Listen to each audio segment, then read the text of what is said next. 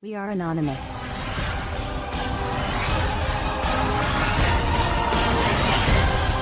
How is it that it seems no one remembers just a few short years ago? These are the steps that we must take. There are plenty of steps we can take right now to start getting our economy back on track. to help create jobs and grow this economy. If we are going to deal with our dependence on foreign oil, If we're going to end our dependence on foreign oil, We'll recruit an army of new teachers. I want to recruit an army of new teachers, make college affordable. make college more affordable, and repair our crumbling roads and bridges. We've got crumbling roads and bridges. Tonight, more Americans are out of work. We still got friends out there, family, who are looking for work. At a time when so many people are struggling to keep up. A moment when so many people are still struggling. If you are willing to work with me, If you're willing to work even harder in this election, then I promise you, then I promise you change will come.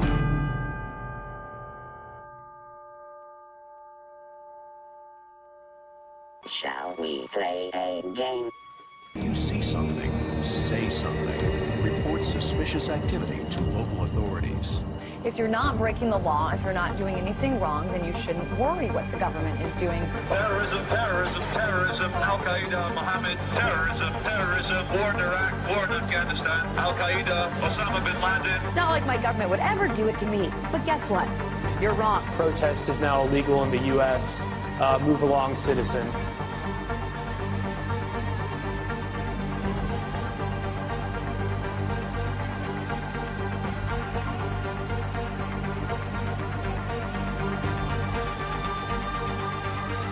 And yet we just sit there and calmly feel and say, oh, they're making us safe. I don't even know whose side I'm on.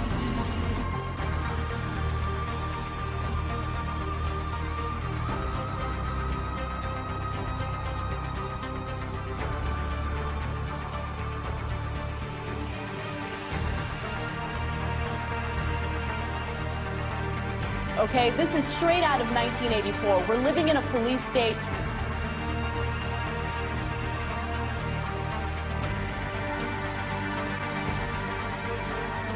I never had a choice of what happened to me.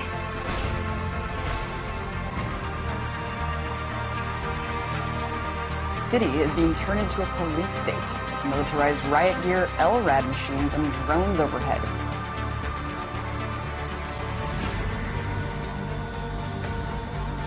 Corporations have more power than the government.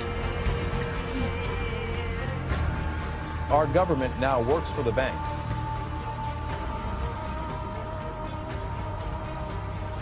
America, the greatest losses to our freedom have come not from someone attacking us, but from the government ignoring the Constitution and the majority letting them get away with it.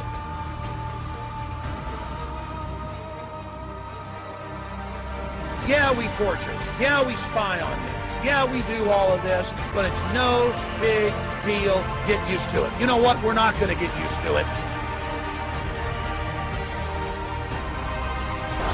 Police have opened fire on the crowd.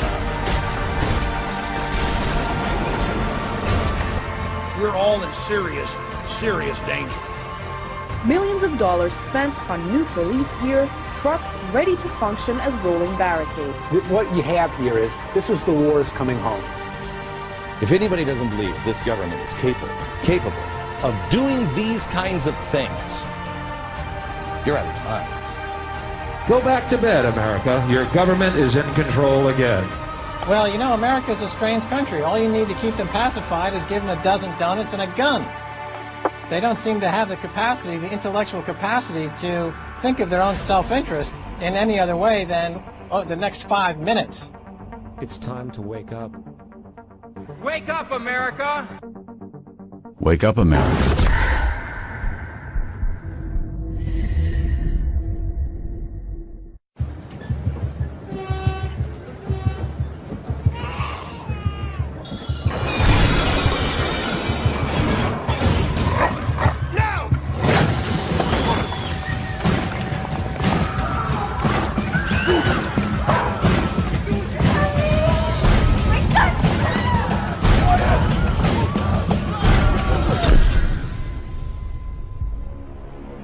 The proles, if only they could somehow become conscious of their own strength, would have no need to conspire. They needed only to rise up and shake themselves like a horse shaking off flies. If they chose, they could blow the party to pieces tomorrow morning. Surely sooner or later it must occur to them to do it. Until they become conscious, they will never rebel, and until after they have rebelled, they cannot become conscious. The time is coming when the window for us to restore the control of our government to ourselves will close, and we had damn well better act before then. You want to know why the American public is fit? They're fit because they're not seeing their Congress do the work that they're sent to do. We need to demand more of our elected officials. Damn bills that come out here all the damn time. Come out here in the last second, and I gotta try to figure out how to vote for my people. Bathed in the excesses of power, they passed a bill that by their own admission, they hadn't read. This is PR politics. Unanimous consent that we bring up the bill to extend the tax cut for 160 million Americans. As you walk off the floor, Mr. Speaker, you're walking out. If you want to stand up on the floor of the Senate and defend the Wall Street banks like Bank of America and the credit card companies, be my guest. I would rather stand with the consumers and retailers who've been taken to the cleaners for years and years. Why aren't we questioning the underlying premise of the need for a bailout with taxpayers' money? Why aren't we passing new laws that stop the speculation which triggered this? Why aren't we directly helping homeowners with their debt burden? Why aren't we helping American families faced with bankruptcy? Why aren't we reducing debts for Main Street instead of Wall Street? Is this the United States Congress or the board of directors of Goldman Sachs? When I fuck up, who bails me out? No one. There is no one here to object. This is why the American people have thrown you out of power. You see, you're right. It is within your sole discretion to recognize a member. But you chose to exercise the power of the gavel, Madam Speaker. Therein lies the problem. If he's not here to pull off this political stunt, then we should just proceed and this bill should be withdrawn. It is the right thing to do by the American people to stop these tactics. Enough! And make no mistake about it, this is not about national security. But my point about this is a war without end. I'm afraid of giving up the right to trial by jury and hoping that someday they will declare an end to this war and they'll give back the right to trial by jury. Mr. Speaker, a nationwide revolt is developing over the body scanners at the airports, and it should. And we also know there are individuals who are making money off this. They say, trust us. Trust us, the people who brought us Katrina, to be competent in face of a disaster. Trust us, the people who brought us warrantless wiretapping and other excesses eroding our civil liberties. Trust us. Many of us were told in private conversations that if we voted against this bill on Monday, that the sky would fall, the market would drop 2,000 or 3,000 points the first day, another couple thousand the second day, and a few members were even told that there would be martial law in America if we voted no. We're not trying to scare kids. This president's foreign policy is what's scaring the kids of this country. Well, it's the same people that told us Saddam Hussein had something to do with 9/11. Same people that told us Saddam Hussein had weapons of mass destruction. Same people that told us we were going to be able to use the oil for reconstruction money. Same people that told us that we'd be greeted as liberators, not occupiers. Same people, same president that told us the Taliban is gone. Same president that told us that Poland is our ally 2 days before they pull out. Same president that tells us Iraq is going just great. Same president that tells us the economy is going just great. Same people that told us the tax cut was going to create millions of jobs. Same people that told us that the Medicare program only cost $400 billion when it really cost $540 billion. So please forgive us for not believing what you're saying. Please forgive the students of this country for not believing what you're saying. Not one thing about this war that has been told to the American people or that has been told to these college students has been true. Not one thing. Bremer says we need more troops. The Pentagon says we need more troops. And this president can't get them from the international community. There's only one option left. Let's be honest with the American people. Fascism, by definition, is when corporations team up with organized religion and control the government. Do I have to say anything more? Wouldn't you say that we're on the brink if we're not there? We're witnessing a slow and steady takeover of our true freedoms. And now we see the government taking over banks. We see the government taking over car companies, insurance. We're being told what cars we can drive, how much we can make. And now they want to take control of our health care. It's one more attempt for them to put everything that we do day and night under the control of the federal government. Are you willing to sacrifice your freedom for liberty? Well, I say that they're taking away our free will. The American people are being forced to do something they don't want to do. But there really is a difference between us, and it's basically this.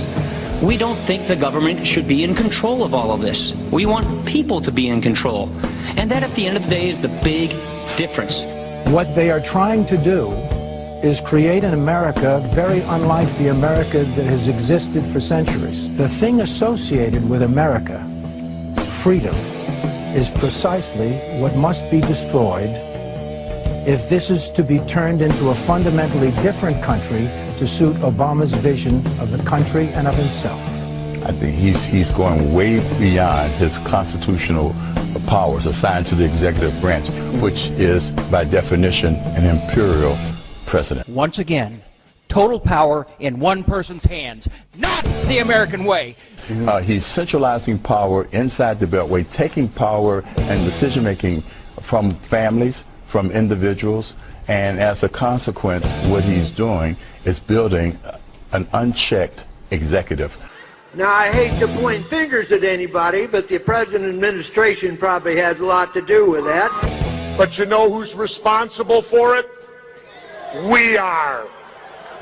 Personal responsibility. Where is the outrage to come from? From you.